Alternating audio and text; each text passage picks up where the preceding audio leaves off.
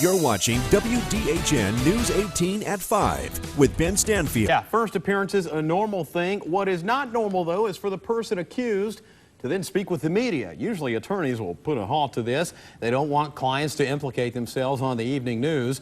But what he told our Rashad Hudson today will surprise you, friends. Rashad joins us now live. The financial impact of potential cuts would be disastrous, to say the least, and not one town would be hit harder than Daleville. Good afternoon. Thanks for joining us. Our top story, a Dothan TV reporter hit in the face by a city commissioner, Amos Newsom. Much anticipated sentencing of a former attorney, one that admits he stole more than $10 million from clients that entrusted their money to him. Is the sentence appropriate? We're talking only 6 months for every $1 million he stole. Well, when you phrase it like that, it doesn't sound like it, Ben.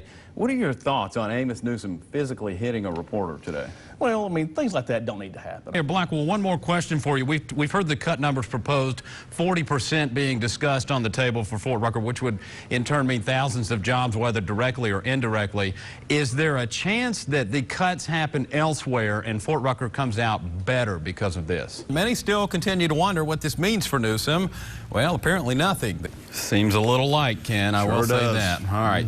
Thank you very much. It's been more than 2 years since McNabb first arrested. He was arrested in 2013 with more charges following. More indictments came in 2014. McNabb pleaded guilty in November. Then this morning, McNabb given that 5-year prison sentence that Ken just told you about. He'll be transferred to an inmate diagnostic prison in the near future.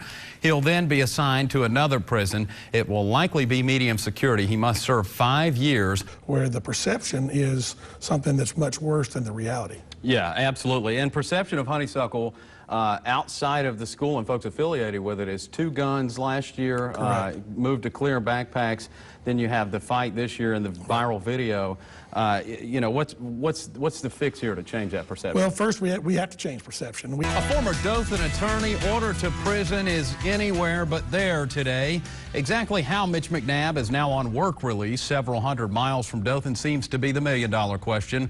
Or in McNabb's case, a $10 million question. Let's go to the Dirt Digital Network and show you what we're talking about. This Walgreens, located at the corner of Westgate Parkway and West Main Street in Dothan.